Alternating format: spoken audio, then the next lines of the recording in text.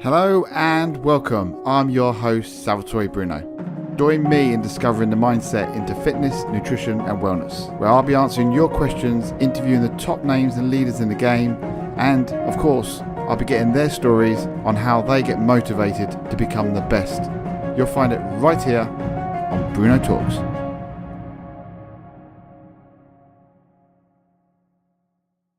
Hello and welcome. So my guest today is a guy that I actually train with. We've known each other for around about a couple of years now, I'd say. And he's taken the whole dad bod to a whole new level. Today we're going to be discussing his journey from essentially being obese right through to trying out different diets and keeping himself around about 9% of body fat throughout a whole year while being a dad, while eating some amazing foods. And this is where we all find out exactly how he does it all. My guest today is Matt. Hello, Matt. Hey. How you doing? You all right? Very well. Thanks for having me on. That was a good intro. Thank you very much. I hope I live up to it.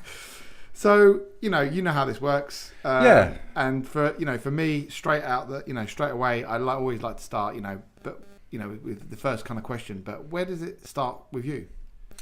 Well, for me and my story, it's got to go back quite a way. Obviously, I am a very proud father. I've got two gorgeous children, and they do mean the world to me. I've really kind of, I love my life the way it is. But obviously, you have kids. I have a job. I'm the breadwinner. A lot of pressures. I have to get into London like everyone else. It's hard, and I kind of found that pre-kids I was relatively fit. Obviously when I was a kid I was quite obese. I was obese, there's no quite obese. I was very obese. I went to dietitians. I was in hospital at a young age and on quite a lot of steroids to get over a bad infection in my kidneys, and I kind of, my parents at the time thought that I had a knock-on effect with my digestion, and I put on a lot of weight post that. So I started life very large, up to kind of when I went to university, still large.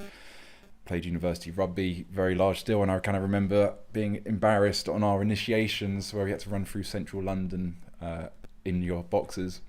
Wow. Yeah, exactly. It was fun. The first rugby game you play, they took all your clothes and you had to run back to the university bar, and I can't remember exactly what weight I was, but I was a big lad, and I remember being so embarrassed and hating that point, and that kind of memory stuck with me for a very long time. And during university I was an 18-year-old boy playing against some big old men at 25. There's a big difference between an 18-year-old and 25-year-old. And I remember just being outclassed and out strength. So I remember after that I was like, I promised myself I'm not going to be this size anymore. And I went away that summer when I broke for that year, and I just lived in the gym. I fell in love with the gym. That was the first time in my life that I kind of fell in love with lifting weights. And I got really fit, carried on my life. How old were you then? So I started the gym 19. Okay. So I hadn't really done any work up to then. I used to I just spent the whole summer in gym, and I came back and people didn't recognize me. It was like that big much of a difference. That much. I lost all the weight and got quite toned for my age, and obviously dominated then on the rugby pitch, which I loved, which was good fun. So that's kind of where I went, and then grew up. Got a girlfriend at the time, got quite fat again, as you do. Then I was lucky that I started a job in a company that everyone was the same age, and the guys in the gym, guys at work went to the gym at lunch, and again I got quite hench quite quickly again. I just had a natural, I had the motivation. I'm quite lucky. I would say I've got a good genetics that if I go to the gym I can put on muscle mass quite quickly, and I enjoy it. I really enjoy it. So I started getting back into shape when I was in my mid-20s, 25. Then I met my now wife, Laura. I met her at work. We moved in together, and 2 years later we moved in, had our first daughter, and got married the year after. And it was, I guess, a lot changed quite quickly. We moved out of London when we found out Laura was pregnant. We moved to Reigate, so we were originally living in Clapham. And again, around that time, I was taking part in half marathons, so I was keeping very fit. I still didn't, even at that point in my life, so we're talking late 20s, like 28. I was strong, I was fit, I could run half marathons, but I didn't have the body type I wanted. I was still I was strong, but I had a layer of fat over it. moved out of London, and we obviously found out we were expecting our first, Naomi. And it's that when the typical dad bod, the stereotype, that came into play in a big way. I went from being quite strong, quite fit, to stop going to the gym for a good year and a half, and I lost everything. Like all my muscle mass just completely went. And if you look at pictures of me that Christmas, I'm ridiculously thin. Like I'm 6'2", 6'3", and I was weighing in like under 13 stone. So I lost a lot of weight, and I just didn't look healthy. Right, I looked quite ill, especially. And do you think that mentality-wise, you were affected? Yeah, massively. Like, don't get me wrong. Obviously, becoming a parent is one of the best experiences of my life, and I absolutely own it now. I love it. Yeah. But at the time, it's a big shock. Yeah. You're obviously, me and Laura were always going to have kids, and we were going to get married, but we weren't expecting our first. I'm being honest. So it was a big change. We lived in Clapham. We went out almost every night for a nice meal, and then we had to obviously like move out of London and adjust to that, and then obviously adjust to becoming a parent. And then you've got the late nights, the disturbed sleep, like, and it's all first. Like, it's first for everything, and it's a lot to take on board. And you quickly make excuses. You're eating the wrong foods because you're not prepping food anymore. You're just eating on the fly. You're up at 1 o'clock in the morning. You're on the sofa. Your baby's wide awake, wants to play, and you're just eating crisps and drinking full fat Coke and just all this the stuff you know in the back of your head you shouldn't be having, but you do because it's there. And I don't really want to go and prepare a nice meal with vegetables and I think this is where at the moment we're going to get half the listeners that have can relate family who's going to be nodding their head going, I totally understand where you're coming from. And you've got the ones that haven't got kids that they won't understand that kind of zombie kind of. Yeah, you're in another world. You're in, you just basically get up and so on, and you don't know what time of day it is. You just go with it. Yeah, and then on top of that, you got to work. Yeah. The worst thing is when obviously I used to be permanent. I'm a graphic designer, and I used to have a perm job. And on my mat leave, I got made redundant. Like 2 weeks into, so it was really like literally. I remember the boss. They have to have that like conversation. They're reading it from a script, and I was like, all right, you can cut the BS. Have I got a job or not? And he was like, no. And I'm like, all right, I appreciate your honesty. And I just said to him, I know how businesses work, but you picked the worst time of my life. But thankfully, I got my mortgage in place, and so I had to pick up contract work quite quickly. And I've stayed contract ever since. But it was quite stressful, moving house, Laura giving birth, having a newborn baby, and like 1.5 weeks then finding out I hadn't a job anymore, and I had to get a new portfolio up and online, and then go and interview, and I was working straight away. I probably should have taken, if it hadn't happened that way, I would have taken more time off to spend with my newborn, but I couldn't. I had to get back to work quite quickly, and then obviously you fall into bad habits. Like I was a contractor, that was a new thing for me as well. Early trains in the morning.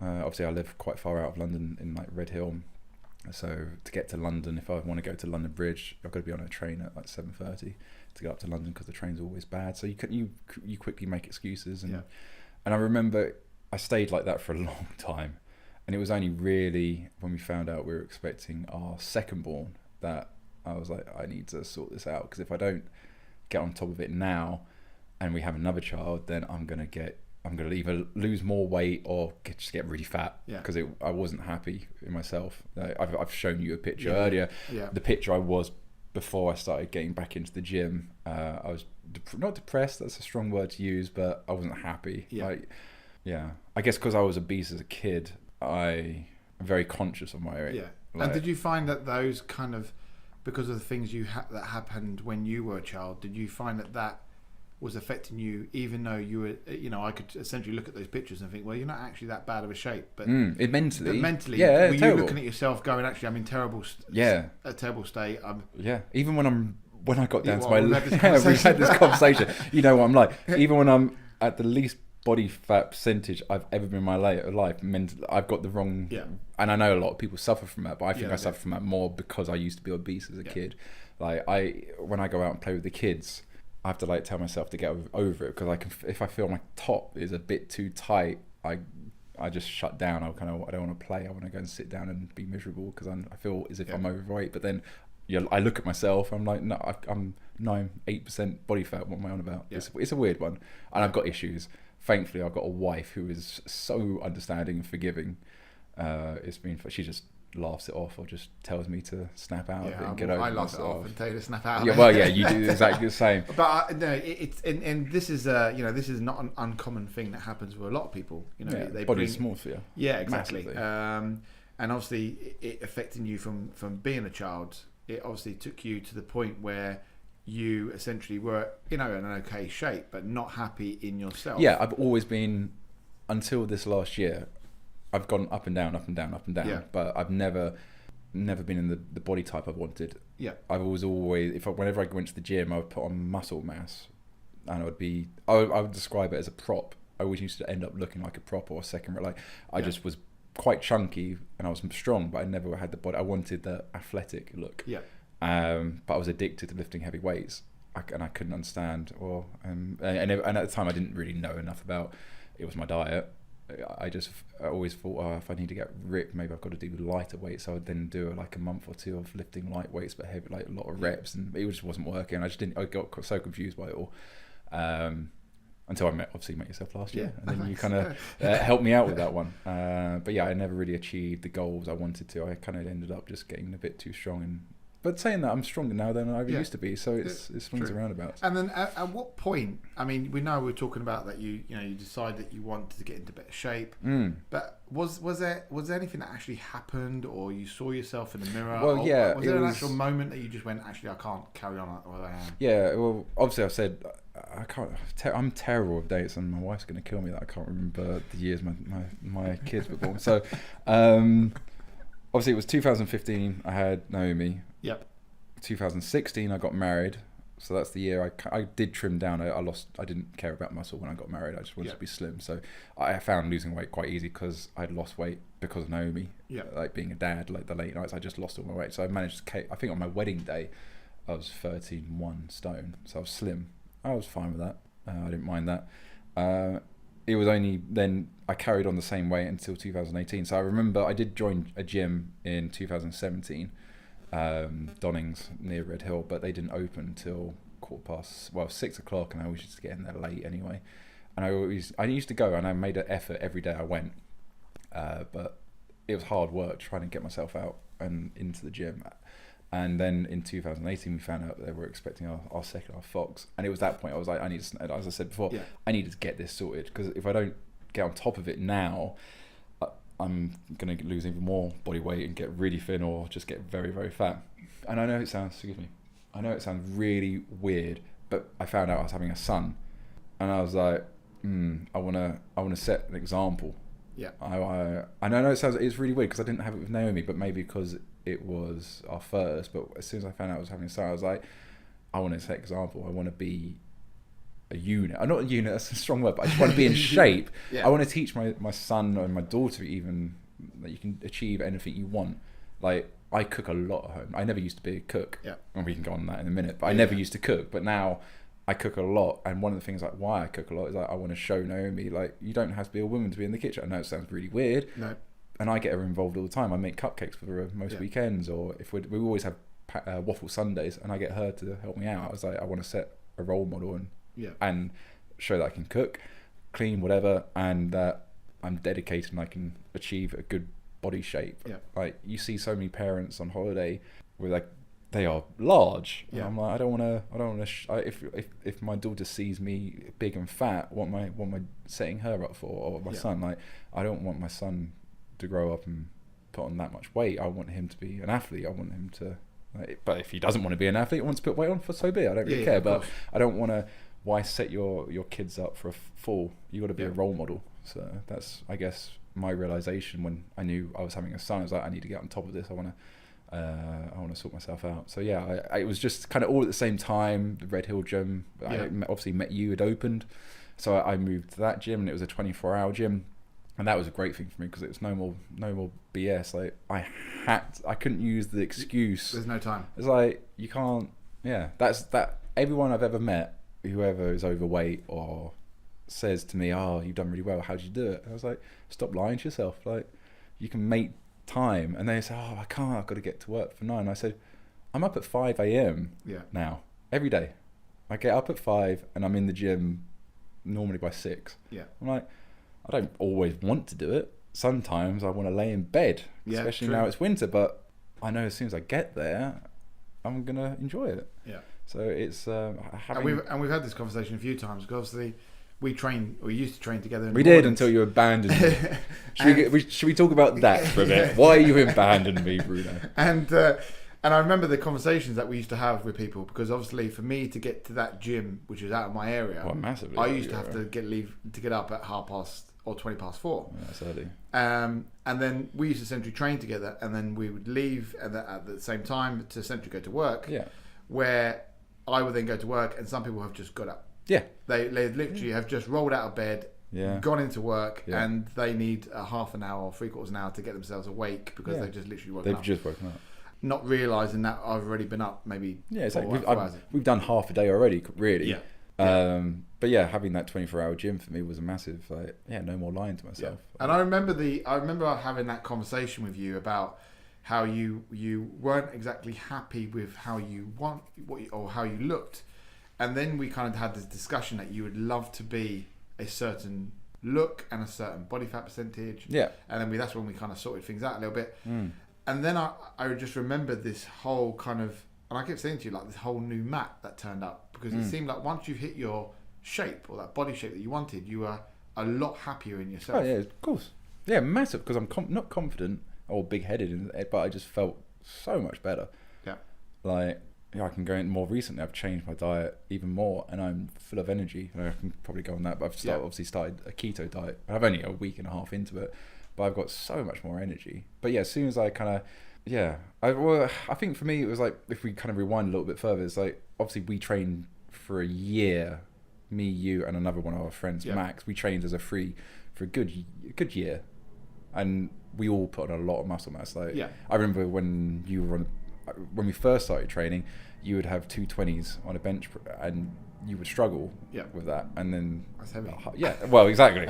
But yeah, that's like 60, and you would struggle, and then like a year later, like you're doing 100 and 100 plus. So we all went through the same. We all put on a lot of muscle mass, mainly because Max, who we trained with, was a beast. He was a very strong man.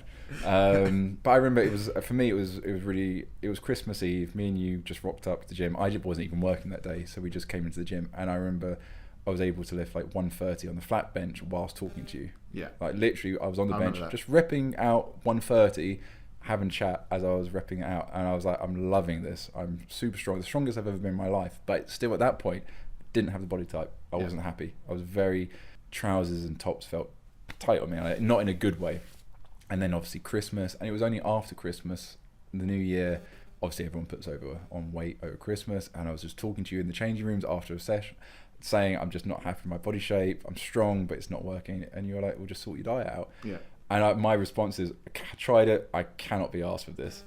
And your reply, and it's still it's like ingrained in me, is like, what are you talking about? You get up at 5 o'clock every day to train like an animal. If you can do that, you can sort your diet out. Yeah. And I remember it's just standing in the gym, and I think about it all day. And the next day, I'm on it. I was like, no, okay, so this is happening now. I'm not going to bullshit myself. I'm going to actually make an effort and really give it a go. So in my head, I said, right, I'm giving myself 12 weeks. In 12 weeks, I want to be under 10% body fat. And I started off at 16% body fat. Yep. And I managed to hit that in less than 12 weeks. I did it in 10 weeks. And I remember you were very happy. Very happy. I was over the moon. I was like, I didn't think it was achievable. Yeah. But I guess as soon as I put my mind to it, I was like, yeah, you're right. If I can, which I can go to the gym at 5 o'clock in the morning. If I can do that, then I can count my calories. And it was an eye opener, because I didn't realize how bad my diet was and where I was going wrong all my life. Like, and I'm sure everyone does it. Like, I remember, like, say Christmas, I did 130, felt strong as an ox. So then at lunch, I remember I'd go into a hamburger joint, have a hamburger, chips, mac and cheese, a beer, and think to myself, oh, I deserve this because I lifted heavy. And it was like, and then obviously you learn through nutrition, like, if you want to lose the weight, you've got to do the calorie counting. That's what I did, calories in, calories out. I didn't look at macros at all, it was just calories. And then I learned, oh my God, if I have that one meal, that's my whole daily intake. No wonder I never had the body type. I think I remember having that conversation with you regarding the peanuts that you used to eat. And it was just like, yeah, but it's only like a handful of peanuts. But it wasn't. It was just like, you kid yourself. And it's it's that fine kind of tweaking that I always use, that word that I use. But and I think you've done amazingly well, because anybody who's able to hold their body weight at that percentage and eat the foods that you did. Yeah. I learned quite quickly. Because at what age were you when you would? So at Christmas time, you were how old? What do you mean Christmas time? So, like, for example, when you did this, and I'm 33 at the moment this year, so I was 32. Just so the listeners get a rough idea, because obviously now you're a father too. Yep. You're 33 years of age. Yep. You have a full-time job. It's in London, so you've got commute time. Yep. And you're still able to, and we're going to go into the eating habits in a minute. Yeah. But essentially, you are able to eat what you want to eat. I eat tons. You wouldn't believe it. I'm going to love this bit. Yeah. And then, but you still have to go to work, and you are still able to achieve all your goals massively while doing everything else, being a father, working, stuff like that. And this is the kind of like the message that I wanted to get across, that people do use time massively as a massive. They use that as an excuse, and they use the excuse, "Oh, I've got, I'm a parent." And it's like, you can sort it yourself out. It's just your mindset. Yeah. And it was the mind I was like it. I had the wrong mindset, and it was as soon as like, well, if you can do this, if you can do that one difficult thing, which the most difficult thing is actually getting into the once you're in the gym and you're in routine, it's easy. But for me, it was like, you kind of really flipped a switch. I was like, well, if I can achieve what I achieved and get so strong so quickly, then I can sort my diet out, and I can. Anyone can do it. I'm not.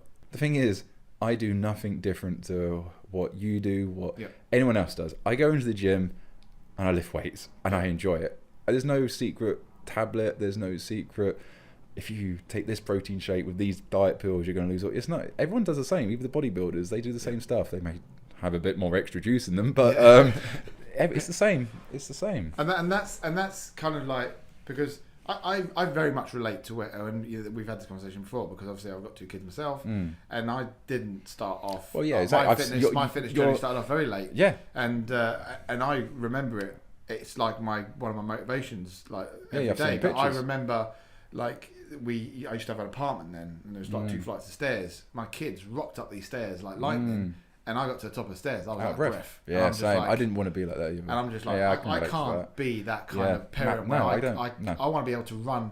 Not only run after my kids, I want my kids to be able to chase me. Yeah. But for me, you've done all this, and then your journey just went like fudum in the whole food sector. Yeah. Because then you are sitting here now, not just as Matt, but obviously you've got this whole Instagram thing going on, and people now have got to know you as the kind of essentially the barbecue king, I guess. Yeah. So you've got an Instagram page, haven't you? I have, and it's called.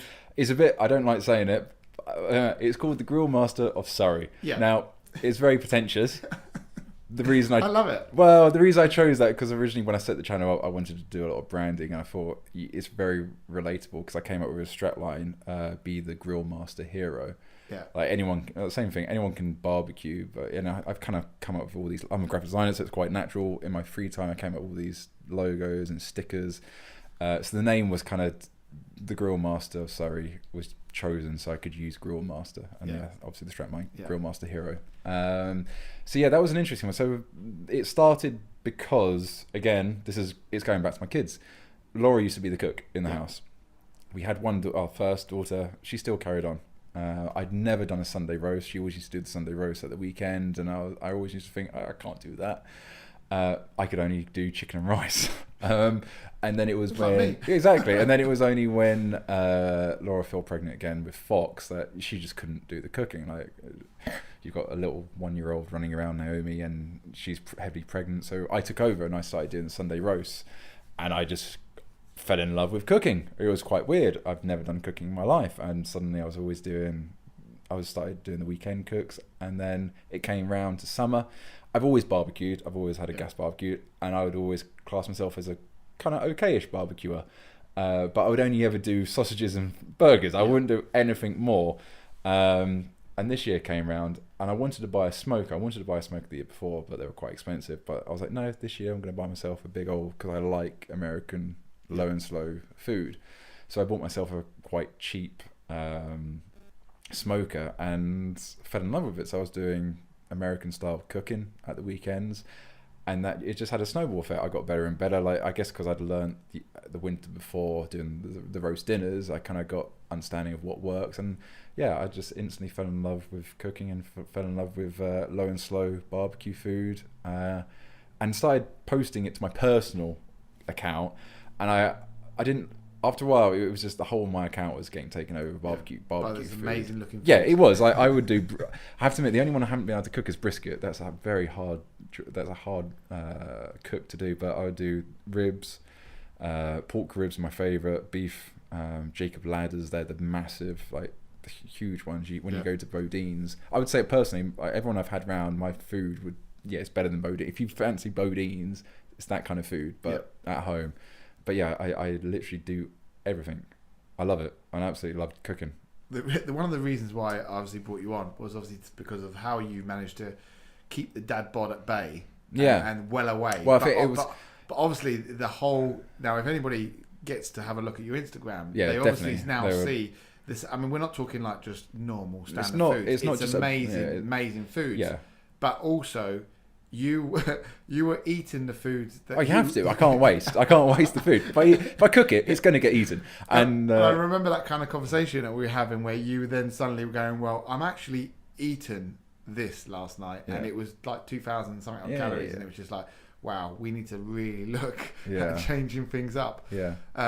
Because you're totally right. You can't waste the foods. You can't waste. I'm really. I don't know. I guess our generation. I can't. Literally, I was thrown into. You can't. You have to eat the plate. If it's put on your plate, you eat it.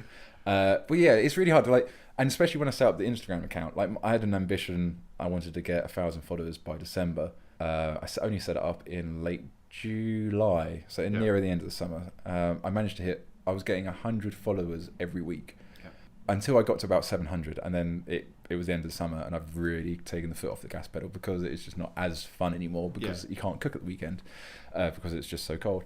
But I would be cooking, especially at the weekends. I would cook sometimes 2 meals at the weekend in one day because I needed the content. My ambition was the more content I put up, the more followers I get, and it was working. Like 100 followers in a week is pretty good. So I would cook up a massive meal on Saturday lunch and then a massive meal Saturday evening. And I'm talking, I would get a whole, like one meal, very clearly, Laura went away one weekend with the kids. And I was like, well, I have to cook something to post it. And I just cooked up a massive chicken, a beer style, I've never done it before, beer style chicken. It was huge. It could have fed 4 or 5 people. And I ate that all to myself. But the way I did it, okay, so I quickly learned, okay, I had managed, up to that point, I had maintained my percentage all summer. Yeah. But yeah, starting this barbecue food, I realised that, it's going to be a tight one. So I started doing intermediate fasting. So I realised if I'm going to eat this big meal in the evening, which it was, sometimes I would easily say 2,000, if not more than that, calories, then I have to offset that somehow. And I used to do intermediate fasting the year before, or actually no, a couple of years before that. And it worked. I just adjusted my macros and not my macros, my calorie intake, so I could save them up for the evening. And yeah, it works. Intermittent fasting is amazing. Yeah, because that's one of the biggest kind of the conversations that were going around the group of friends that we have at the gym, where they were obviously seeing what you were cooking. They saw what you were eating, and then you are still able to hold your essentially your body shape. Yeah. And people couldn't understand why, and this is why we were quite open about how you didn't eat. I didn't eat all day. No, I guess I'm quite strong-willed. Yeah. To get to, if you want a goal percentage, it isn't that hard. You just count your calories. Yeah. You don't snack. Like, snacks are the killer. Yeah. As soon as you, I've started a new diet at the moment. You eliminate snacks, you'll hit your body percentage with ease. It's your, and obviously tracking it. You have to track it because you lie to yourself if you don't. But I just found my routine when I was cooking all these big meals is wake up, go to the gym. I would have a pre-workout, which got 0 calories anyway. Finish the gym workout. My breakfast then would be a protein shake, which is 150 calories tops. That will last me until lunch. At lunch, it would be a simple salad, green leaves, cucumber, tomatoes, potentially some protein. Sometimes, if honestly, I didn't even want the protein because I had such a big meal the night before. Like if you're kicking up a massive chicken or pulled pork, you don't want meat for lunch. So I used to real simple salads. I would get back home to Red Hill, and up to that point, I'd only consumed 400 calories that whole day. Would be, and that's my shake, mainly from my shake. Wow. 400 calories, that was it. And I'm training hard, lifting heavy. Like, I'm at that point in the summer, I was squatting. The maximum I squatted was 180, and I folded in half, so 170. I was squatting, benching 130, so it's heavy-ish weight. But I'd only been eating 400 calories. And I remember sometimes walking back to the car, I'd be so wobbly, I would have to buy a cucumber and fill up on a cucumber. And I purposely bought a cucumber because I know in that massive cucumber, there's only about 40 calories. Yeah. I still remember that. I thought, 40 calories, that'll do. And that will get me home in time to then get the barbecue on. Yeah, like, and cook up. But in that mind, I would start planning what I was going to cook at lunch. So I remember clearly, one day I was at work, I was like, I fancy a Philly cheesesteak sandwich. Never done it before. It was amazing. I bought a massive loaf. It was beautiful. Like, but I'd rather do that because I've tried when I first, because we kind of jumped to the summer. When I started the first cut, I realised that to cut, you got to be you got to lower your calorie intake. So I kind of realised, right, I think my target was 2,000 when I started it, and then I lowered it to 180, and then a week before my holiday, I got down to 1,600. And I was just struggling to hit 180 to have a breakfast, lunch, and dinner, a good size. Like, I would start off with egg whites, scrambled them with like turkey bacon. I went crazy for turkey bacon, and I had that for breakfast, and then my lunch. But I found the meals were so small, I would be more hungrier afterwards. So that's why I started intermittent fasting. Is I found, well, I'd rather scrap breakfast. A protein shake will fill me, just with water. That will fill me to a lunch, and then I can have a slightly bigger lunch because I don't have 400 calories now for breakfast, and my lunch gets a bit bigger, and then my evening meal gets even more bigger. And even when I was doing, so we're going back to like the beginning of the summer when I first did the cut, I'd always have a cheat meal on a Friday. I've done diets my whole life, all my life, because I was obese. And Laura, my wife, has always known that I'm on a diet and I can't eat this. And I used to be on paleo for a year. I did paleo for a year and a half at one point. And my wife just used to get fed up that I couldn't eat this. Going out for restaurant meals with her was hard because I was like, well, I can't eat any of this. So this time around doing the calorie cut, it was like, I can't do that anymore.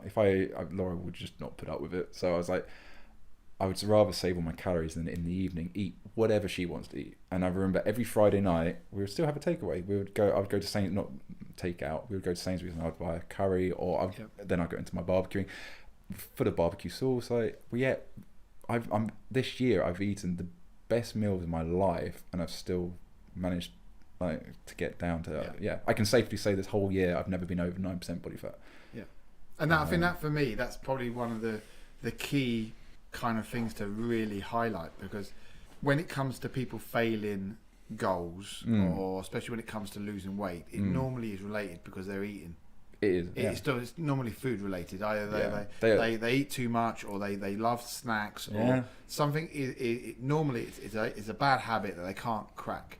Yeah. And then they see like someone like yourself, where you're not only posting these amazing pictures of these foods that you've made, you're physically eating these foods. You're making these foods for yourself to eat. Yeah. And these foods there's some fats, there's carbohydrates there, there's all barbecue sauces, sauce. There's lots of different things. I started making barbecue sauce at one point. I went through a phase because the weather during the summer, I think there was a lot of rain, so for like 1 or 2 weeks I was making barbecue sauces, like trying to perfect them.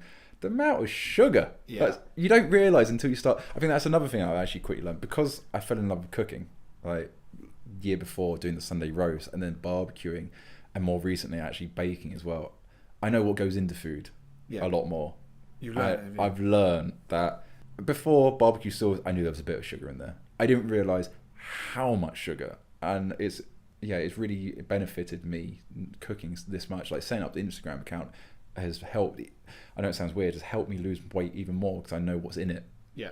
And if I know what's in it, it means I can offset that by not having a meal for breakfast. Like come the weekends on a Sunday, especially, like my Sunday roasts are huge. Like I will go down to I've got a local butcher, and I will go and get a massive joint. I prefer pork. Pork's my favourite Sunday roast because you get the crackling, and my crackling I can manage to get. I prefer to get good crackling on pork. You need to prepare it the day before. So I start prepping my Sunday roast on Saturday morning, but Sunday I don't eat a single thing all day. Yeah. I don't train at the weekend. On Sunday I have a day off. I don't have breakfast, lunch, anything. I just save myself for that one big meal because I know I'm going to be doing the Yorkshires. I'm going to have the potatoes, stuffing, carrots. Like I'm going to just go all in, and I'll have 2 helpings. Yeah. But I know I've just saved up my calories. It's not. I wouldn't really say I did intermittent fasting terribly well because it's not really intermittent fasting. I calorie save. I'd rather push. I can fill myself up basically on water, knowing that I'm going to have one big meal in the evening. Suppress your hunger, I guess. Yeah, suppress. There you go. I can suppress my hunger. Yeah, because I guess there'll be a lot of people that be listening to this going, "It's mad. It's mad what he does." You know, he's essentially not eating throughout the day just so he can go home and eat and gorge out. I know it's terrible. People, and I would hate to think what some people think, but and then you get other people that will be listening, going, "Actually, it's a genius idea because essentially you're able to eat what you want to eat." Knowing when you're going to be able to eat it. Yeah. And all you're doing is just, like you said, saving your calories. Massively. To the evening. Because I know my wife doesn't want to have... when I was on the paleo diet, you can eat sweet potato. The one carb, like, I don't know how much... I can't remember it exactly, but basically it's a caveman diet. No processed, and oddly, sweet potato, you can't have carbs, you can't have potatoes, rice, all that kind of stuff, breads, you can't have... But sweet potato falls in a category that you can have. Yeah. And I remember, because I was on a year for a year and a half, at the end of the year, Laura was like, if I eat one more sweet potato, like you're out the window. Like she couldn't do it anymore. And I was like, this time round, I want to get my body shape for me. I don't want my wife to be affected by it. But yeah, I'm just going through my Instagram account now. Like, yeah, there's some massive meals. You don't have to tell me. I think the one of like ribs. Like I've got enough racks of ribs to feed 4 people. I remember the one thing that really kind of opened discussion at the gym was the burger one that you did. Oh, I've just fallen on that one. Yeah, so what I did there, I took 500 grams of mince. That's the big one. No, 750, the big boy. So you get that's a lot of mince. And that's a lot of mince. I made 4 patties out of that, and then between one patty, I then put. What was inside? I think it was like soft cheese and bacon and more cheese. So yeah, a lot of fat, and then put the other patty on top. And out of 750 grams of mince, I made 2 burgers. Yeah, they were probably, if you put 2 fists up, that's how big it was. It was ludicrous, and I ate it. I'm not. The other one I had to save for another night. But the thing that you ate it. Yeah, I was really. But the thing, Laura, that was actually a time that Laura wasn't even there, so she didn't eat that. That was me. Wow. And I just sat there. That was an early on picture as well. That was going back a while. But yeah, I was very proud of that. That got me a lot of likes. Oh yeah, there it is there. And it had cheese on top. Incredible. And it had cheese on top. Oh, if only I could go back in time and eat that. It was very good. But yeah, it's. I don't know. It was. I have a good mindset. Yeah. If that's what I want to eat in the evening, that's what I'm going to eat. I just knock it off in the day. Yeah. And I think because for me, it's like you don't have to. There's you know that I don't do all the fad diets and stuff like that. And I know I always try to tell people that you can pretty much eat anything, and it's all about moderation. And then you've got the whole thing where you've essentially taken that moderation and gone, I will eat in moderation, but I'm going to have it all in one sitting. Yeah. Which has allowed you to pretty much eat anything I want. You want. Yeah. And like I said, Friday night it's takeaway night. Yeah. Now, if you go to a personal trainer, I want to lose weight, cut out takeaways. And that's not true. You don't have to. But the one thing that I think you said to me, and then I heard a lot on YouTube after, is like you shouldn't look at a diet as a day. Diet is not a day. Yeah. Sorry, hang on. Let's not correct this. It's not a diet because diet means you're going to go back. But you shouldn't look at your intake of calories like on a day basis, but a week basis. And 100%. Understanding that's why I allowed myself to initially have these Friday cheat days, and then obviously eat more as the months went on.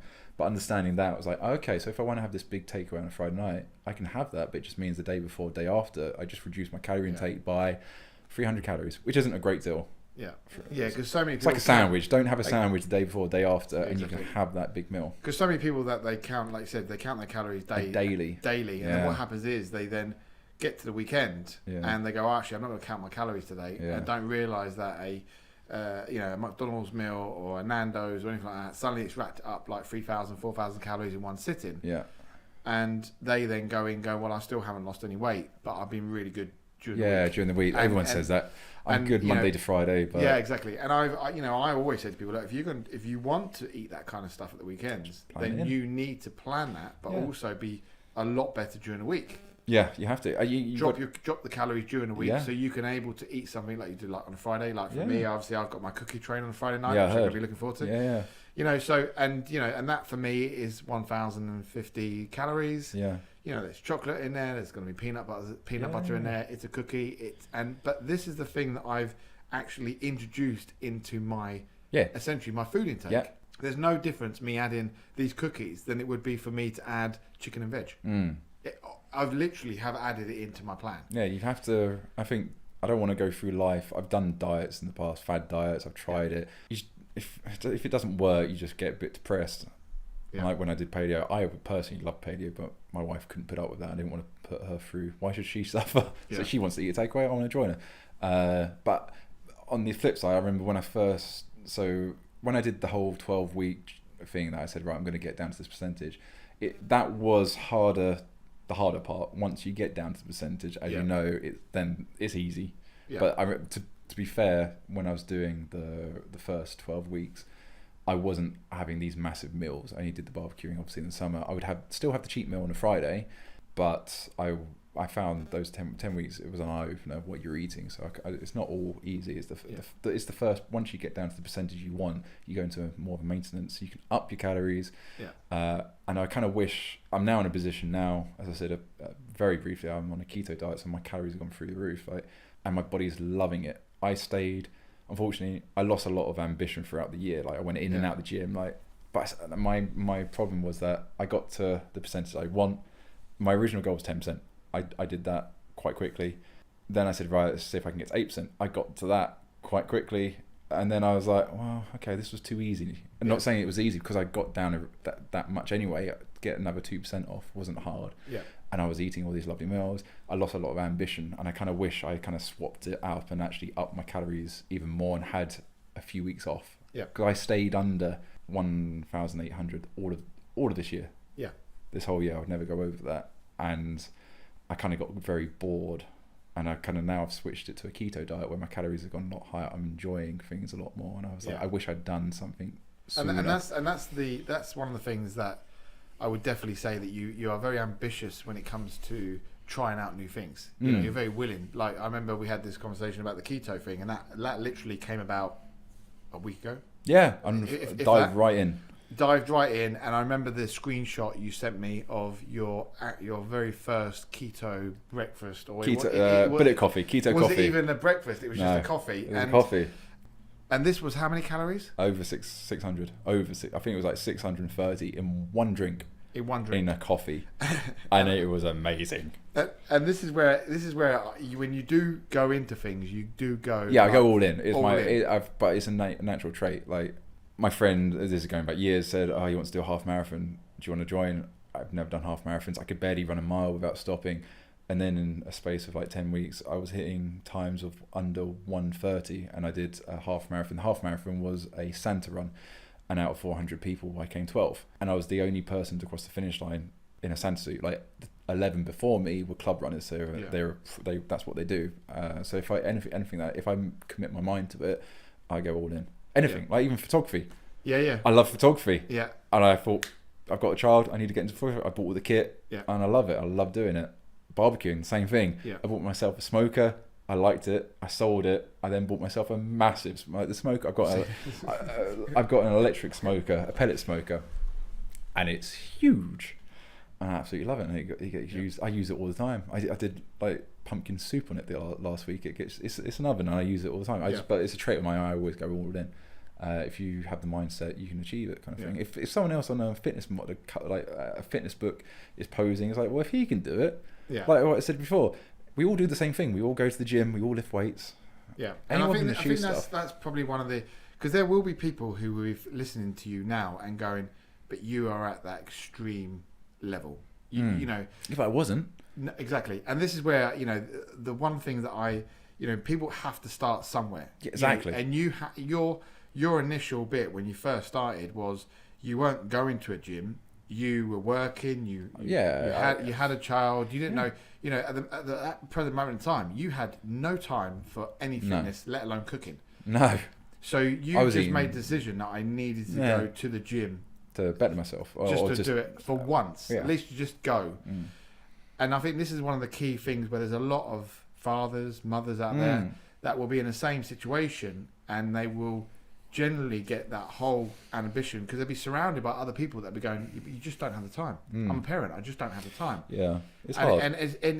But once you make it that time, it becomes kind of habit. Yeah, it's the same as the time it takes you to commute to work. You've accounted that into your day. Yeah. And now you account the gym as part of your day. Yeah. And I think this is where a lot of people don't have to take it to the extreme to like suddenly start buying themselves barbecue equipment and stuff like that. But they definitely, by starting out like you did, can essentially go from the dad bod to holding the body shape that they want for a whole year. Yeah. It's incredible. Yeah. Well, it's baby steps. After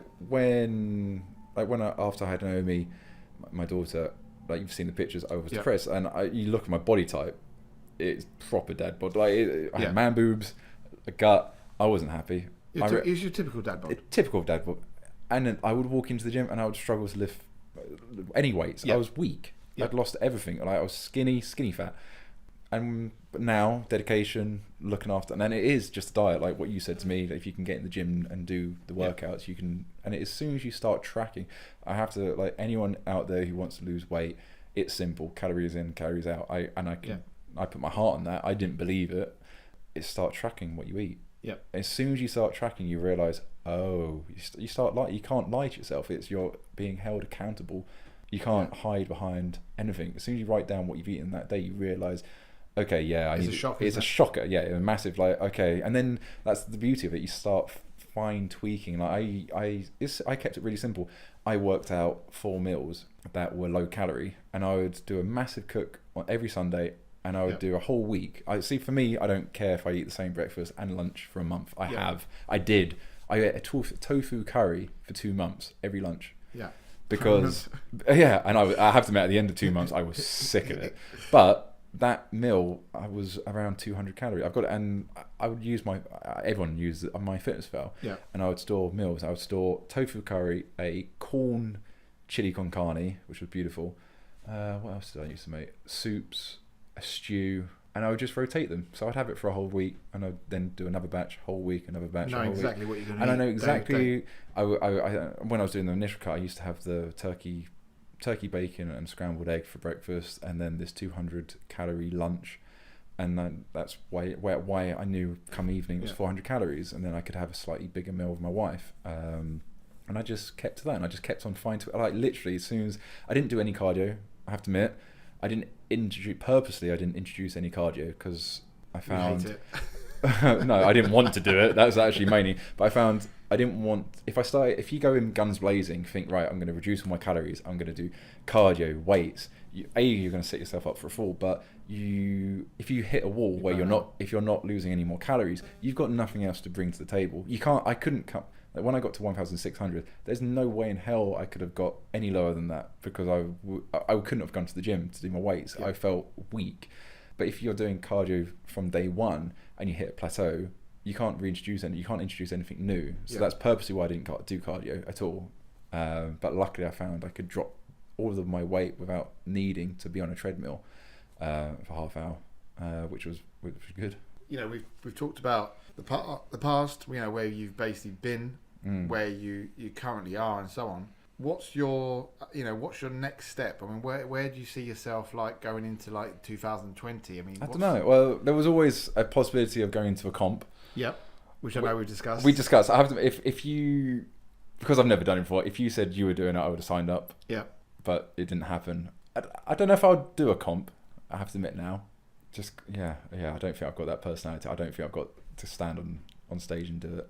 I don't know. I think at the moment I'm enjoying. I've changed my diets again to more of a keto diet, mainly just because I wanted something different. I'm bored of my diet. I've been on the diet for a year. I think I was 8%. It was weird because I got to the point where I didn't have to stand on the machine to know what my percentage was, and I went a whole 2 months without going on it. And then one day, I better check. And I was expecting it to say 10%. I got on it and it was 8%. I was like, cool, Yeah. great. I think that was the day that I told you are less than 10%. Yeah. And you didn't believe me. I didn't believe you, yeah. So Needed the machine to... Yeah, I had to have a machine Thanks. to tell me.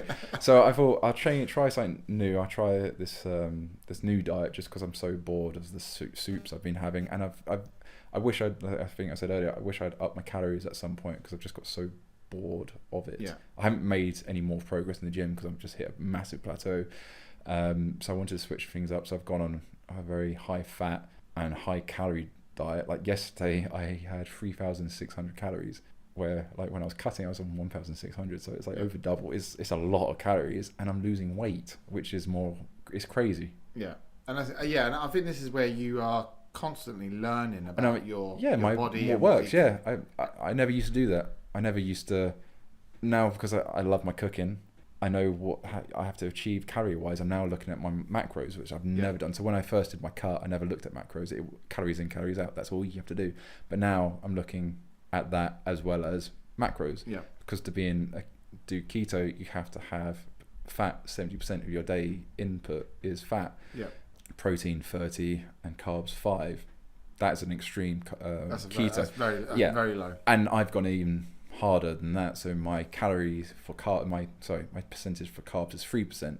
So it's nothing. And I've done that for a week and a half.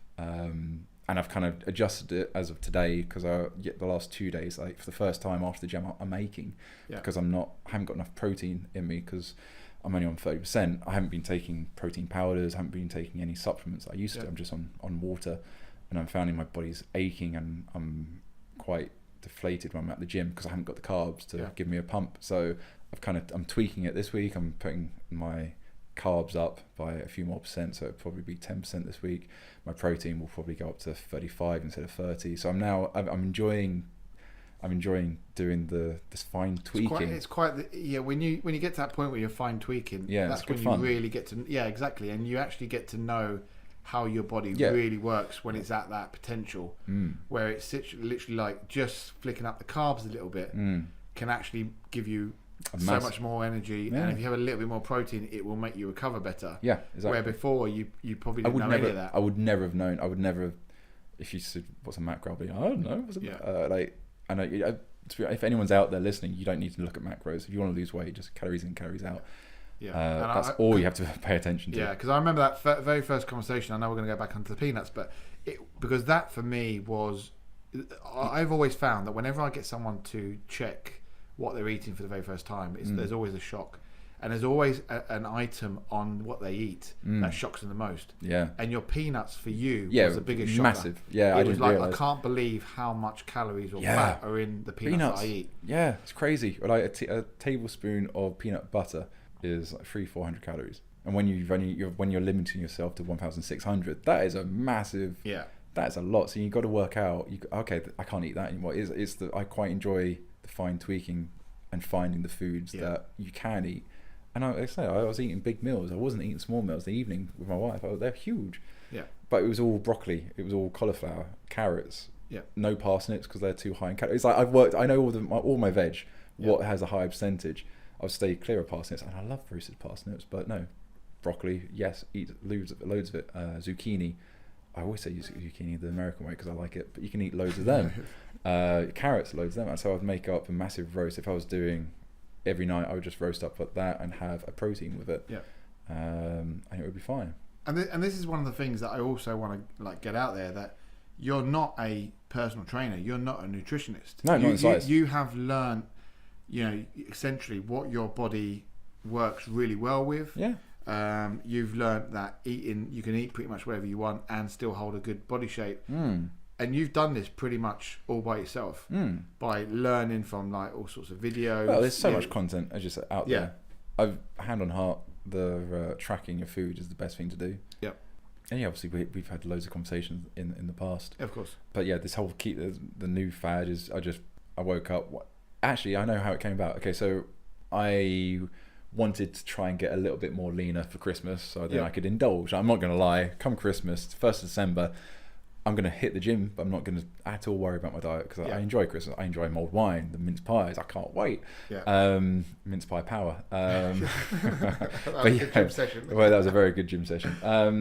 So I wanted to drop my weight again for December. And I found, but at the same time, I wanted to up carbs because I never really used to. Post workout, I just had my protein shake, but I did a lot of online research, and they just said carbs, your body can absorb carbs the most after working out. Yep. So I thought, oh, cool, I'll take that into consideration. So I started upping my carbs, and I was starting doing porridge oats.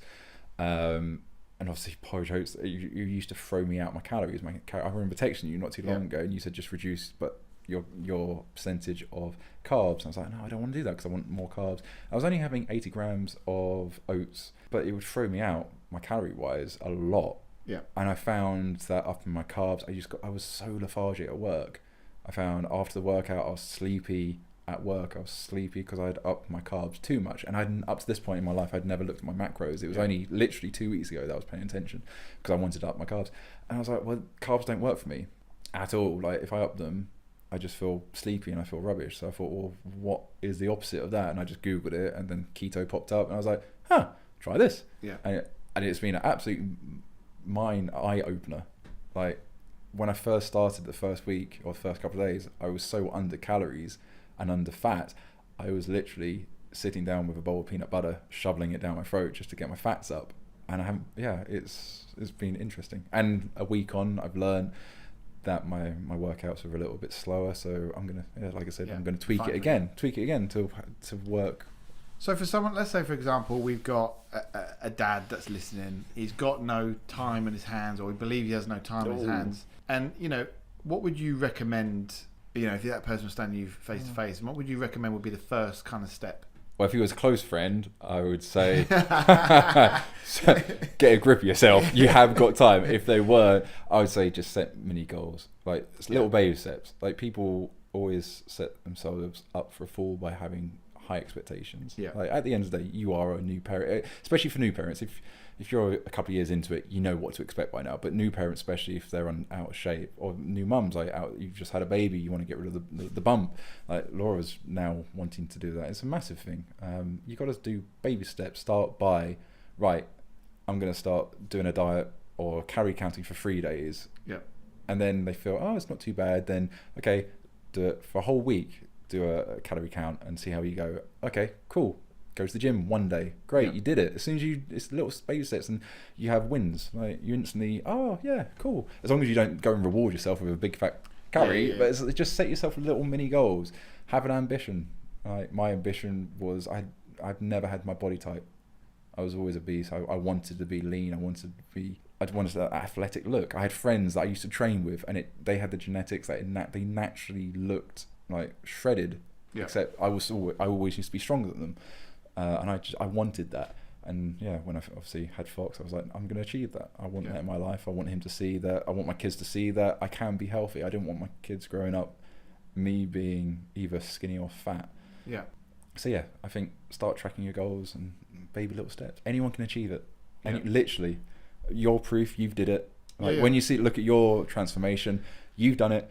I did it. Yeah, anyone. You can't even recognise me. Well, exactly. We're completely different. And I think the fact as well is that you're essentially sitting here at 33 years of age. Yeah.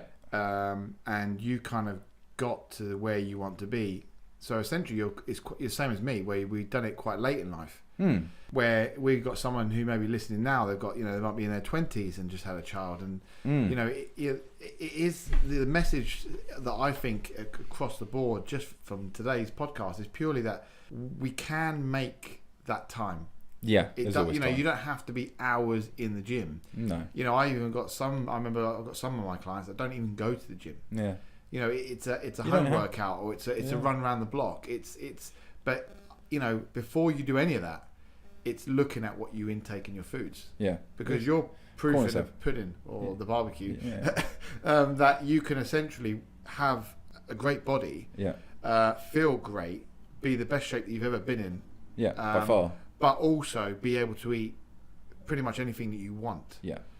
And I think that's the kind of message where we've got to the point where now with you is that you try out all these different diets and so on, but not because someone's telling you to, because you're trying to find that elite kind of or another way of doing it. I want to know how my body runs perfectly. I know I don't want to be on a low calorie diet all year. I've done that. It sucked towards the end, and I lost a lot of motivation because I could just stay at that percentage. I don't want that anymore. So I wanted to try something different, and I want to probably get a bit stronger. I haven't been able to get past a certain weight bench and certain weight legs for a long time, so I want to get past that, and I know I've got to up my calories, so I'm embarking on something new because I purely enjoy it. But you don't have to train every day. Like you could be in the gym for 45 minutes max 4 times a week, and that's more than enough. Like you look at some of the bodybuilders, they don't spend an hour and a half, 2 hours in the gym. They're just intense 45 minutes. That's all you need.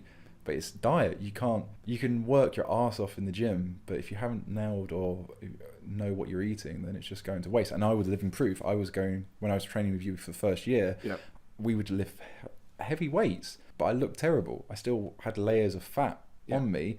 And I was like, I would think, oh, God, I lifted so much weights today.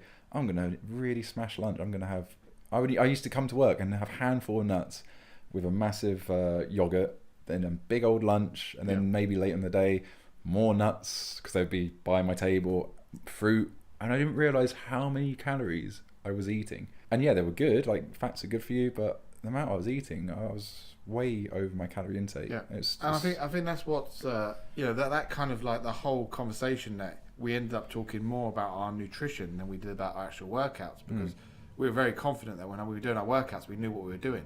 Yeah, and it's like when I was doing my challenge, my food for me was essentially fuel. That's how I had to change my diet altogether. So we were gone from lifting heavy weights, we were gone from making sure that we're eating enough fuel to make sure that we could lift those heavy weights, and then suddenly I'm cycling for hours on end, and my fuel was all sorts of calories straight through the roof, but it worked for that goal. For me, it worked. What you're doing then had worked. What you're doing now is working. You're fine tweaking it to give you a little bit more energy at the gym. And I think this is where people can take it to a whole new level just by realizing that maybe the stuff that we're eating day to day, like the packet crisps, or maybe just the croissant that turns into 2 croissants. It's easy to slip. It is, and I think then people that go, oh, okay, but it's only a croissant or it's only a packet of crisps. But if it's 1 crisp every single day, then that's going to add up, and then and that means you can't have your cheat meal. Exactly. If you have a croissant every day and then you have a cheat meal, you're going to be over. But if you pull back on little things, then you can indulge still. It doesn't have to be eating cardboard and boring meals. You can really spice things up and eat whatever you want, but it's all in moderation. It's all in moderation. As soon as you start tracking it, it is easy. And what are we going to see from your Instagram page? Are we going to see more of these amazing foods? Because I know that we haven't gone on to this kind of conversation yet, but you've taken the barbecue foods, and now the winter in the UK is here. Yeah, it sucks. You've now started into cakes. Yeah. I've started. So how's that going? It was a weird one. I've never. The thing is, okay, so it's all kind of it's a snowball effect. I started cooking because Laura's pregnant, enjoyed it. I then lost all my weight, so I started tracking calories. I then started the night before writing down what I wanted to achieve in the gym the next day. So like, when me and you used to train, normally I would have a list of exactly what we're doing, because I would be excited. I'd be on the sofa the night before thinking, oh, we're doing legs tomorrow. Let's do this, that many reps, this. So I started documenting everything. I'm writing in my fitness pal what I'm eating. So everything this whole year has been note taking. Yeah. When I do my barbecuing, I write notes on every single barbecue I've ever done, purely because if I want to cook the same meal, I know exactly what ingredients, and I mean to the 1 teaspoon of sea salt, 1 teaspoon of paprika. I list to the point. I write timings down, temperature down. So if it turned out good, I then know what I did and I can do it again. If it turned out bad, I know, well, okay, so I used that much pepper, or I cooked it at that temperature and it didn't work, came out a bit dry. Let's drop the temperature to 120 and cook it for a bit longer and rest it for a bit, and it came out perfect. So I've become this whole year very regimented at taking notes. And I thought, well, it's coming up to winter. I can't barbecue, and I can only do so many Sunday roasts before it gets a bit boring. So I thought, well, what could I do next? And I thought, well, if I've done all the note taking and it's a recipe, why don't I just apply that to baking? And I'm not going to lie, I love British Bake Off. I watch it every year. And it started because of that. Bake Off was on every Tuesday at 8 o'clock. And I would get home and I would bake something at the beginning and watch Bake Off whilst my bake is baking in the oven, then pause it before they give the results of who has won Star Baker and who unfortunately has to leave that week. And I would go back in the kitchen and get whatever I cooked out, cool it, and bring it in. And me and Laura would sit there watching Bake Off, eating the bake that I'd done. And it would either be like a bundt cake, cupcakes, anything. I did the week before, I did a jammy Dodger blondie. It was amazing. I've loved it. I've gone from never baking in my life to like the cupcakes. I did Halloween cupcakes the week before. I make my own cupcake, obviously. I make my own frosting. I add hidden inside, so when you bite into the cupcake, there's either marshmallow or more chocolate. It's really weird how much I've enjoyed it. I absolutely love it. Again, but it's an eye opener because now I won't touch. People bring in brownies, or at the company I work at, oddly every Thursday there's a brownie lady who comes around and sells brownies. I wouldn't really eat that before, but I would consider I'll have a mouthful. But now I know what goes inside a brownie or inside a cake. The amount of sugar is everyone says, oh, there's a lot of sugar. There's a lot of sugar. We had this discussion when I was around your house, because there is, people don't understand. It's like you just said there's a lot, and then there's a lot. Like when you say 500 grams of sugar goes into a cake, like it's not the big packet, but that's a big packet. And then on top of that, you've got a whole load of butter, like a whole brick of butter. Like, it's mind-boggling how much sugar and how many calories go into cake. But I make it, I have one slice, and then I don't eat the rest. I enjoy making it. And I have to admit that's I guess why I came back onto calorie counting, because I haven't calorie counted all summer. Like when I got down to my weight, my percentage, I was calorie counting. After that, I knew roughly by I can have this for breakfast and that for lunch and an occasional treat. And the whole summer I didn't have to, but it's only I've started it up more recently. It's because I found by doing the cakes, especially because I'm baking every night, trying out what works means I have to actually eat it. I put on a percentage of body fat, and I felt, oh, this is a slippery slope. So I've gone back up. That's why I started the calorie counting and carbs and ketos, because I was starting to put on a little bit of weight. But I was baking every night. Like every night I'd come home and just bake up something for fun and then take a picture of it. So I take it we're not going to see too many more cakes on the Instagram page. We're going to ease it off. I don't mind. I probably do one cake a week, either. And I get the kids involved, like Naomi, like on a Sunday roast, if I want to get her involved. I did an apple crumble with her, and she loves it. If apple crumble, the crumble is just flour and butter, so she's there just throwing flour everywhere and anywhere but the mixing bowl. It's quite amazing, really, where your hobby of your goal of getting yourself into a good shape has now actually gone like full circle, and now essentially you're doing stuff where your daughter is now involved, and it's all linked to you having a good body, because it's the cooking side of it, it's the aspect of the nutrition side of it, and I think you're also now teaching your children, one, how to cook, but they're also seeing their parents eating some amazing foods that are not out of a packet or anything like that. It is. People may say, oh, it's expensive, and fair enough. Like if you go and buy fresh veg, it does cost. It's costly. But you don't have to buy fresh. I buy frozen. When I was doing my again going back to January, February, when I was doing really tracking and cutting calories, everything I bought was frozen.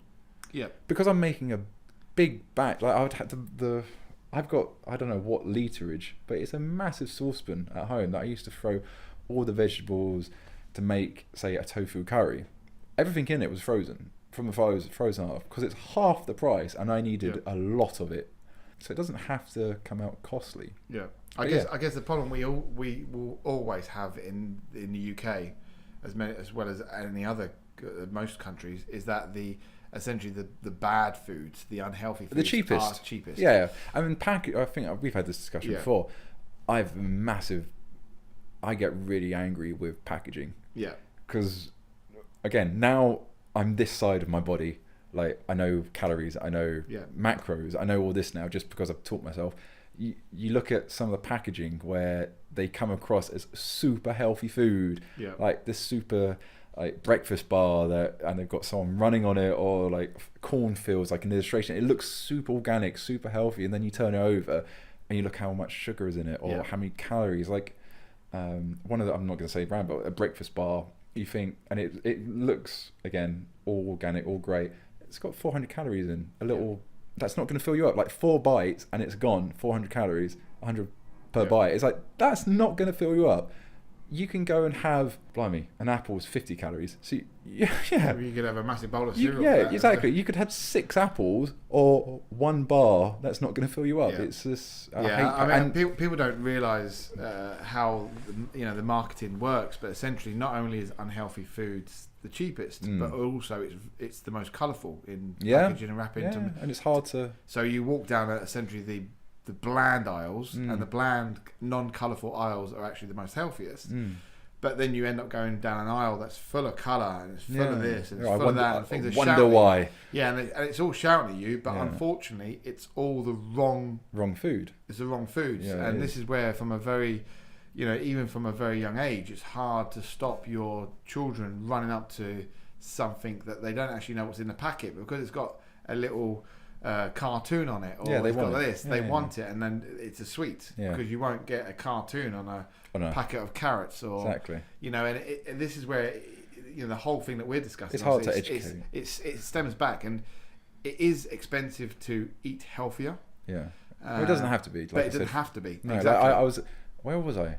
I was somewhere recently where I was overheard someone talking about this, 2 women, and they were saying about how to try and eat healthy.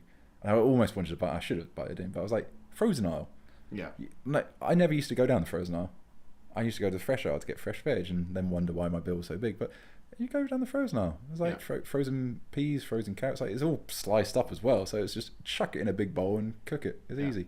But yeah, packaging is a nightmare. And also, I find another thing that is really hard is some packages do per 100. Some packages do per something else. Like, the worst offender was, I went to, normally I always do my own salsa, but I was being incredibly lazy and I couldn't be bothered, and I was in the supermarket, so I bought a salsa jar, and I was there for about half hour trying to figure out which one was the most healthiest, because on one package it did it per teaspoon, and then another one was like per 100, and I was like, unless I'm a mathematician, how am I going to figure this one out? Yeah, because they do per 100 grams in standard, and then it's per serving. Yeah, and and now how they trick you, if the per serving is a very small. Like a teaspoon, so it looks super healthy. So what it is, you're actually getting a teaspoon is nothing, but when you look at it, automatically you think, but it's only like 100 calories. But then you realise that actually you're not going to have a teaspoon, because what you're going to do is just keep dunking it away. Dunk it away you go. And where most of the stuff is, and it should be per 100 grams. Everything should be that. But when that even fools people, because what they do is they look at 100 grams, but then don't realise that the actual packet is 350. You have to then look at the weight. Yeah, like and packets of crisps are a nightmare for like this, because the actual crisps are. I will not talk about the small packets, like the like the mid-sized packets of crisps. They're actually bigger than 100 grams. Yeah. So when you read you think, actually it's 400 something calories for this packet of crisps. But it's not. It's not. No, the weight is more. Yeah. But back to my earlier point, use the app MyFitnessPal. Yeah. You scan it, so it makes it so you scan it and it will come up, and then normally on the drop down it says per bag or whatever and then you realise, actually it's quite a lot. I can't eat that, so I'll put it down. The amount of times I used to scan food just to see what it was, because I don't know why, it displays the information clearer to me. Yeah. But it's hard. There's a lot to learn. Yeah, there is. And I think the part of the learning process is actually the part of the venture kind of thing. Yeah, it's been fun. Like, it really has been fun learning what you can. I guess that's my mindset anyway. Like, what you can and can't, and adapt. Like, I can't can't have parsnips, but I can have carrots. So let's go double the amount on that because I know it'll fill me up. It's been good fun, an eye opener. And for people that want to find you, yes, where can they find? Well, yeah. If you want to look at very delicious food and cakes and slow, then it's the Grill Master of Surrey. I'm going to put all these links on the post when we get this up there, so you'll have all the links to his page. Be warned, they are beautiful pictures of some amazing foods that will get your mouth watering. And I'm sure that you'll be happy to take any questions on your side. Yeah, of course. As I would as always. But basically, for me, we're going to wrap this up. Yep, sounds good. It's been an absolute pleasure having you on, Matt. Thank you. And for me, I think the biggest message across from having you on is that you can have a family, you can have a busy working life, you can have zero time, and then you could essentially, with very small steps, make that time, grow into the person that you've always wanted to be, massively. And then completely go past that, build on it, and continue to learn about your own body without having someone there telling you you're doing it right or wrong, and just learning yourself. Yeah, and also trying to inspire others. Like, as I said, I'm doing it. At one point, was doing it for my kids so they grow up seeing you can be healthy. And another thing is, like, obviously we've got a group of friends at the gym. Yeah, it's like, if I can do it, any of them can do it. If you go back in time 1 year, I was in the same position they were. I was overweight. And in a year, I've really switched it around and how I am now. Like, and they always ask me, I'm not training with you because I can't lift your weight. And I was like, I was on your weight a year ago. Like, you can do it. And just try and inspire other people. So, final message to all the listeners out there, just a final kind of like message from Matt. What would you say? Baby steps so you don't set yourself for a fall. Start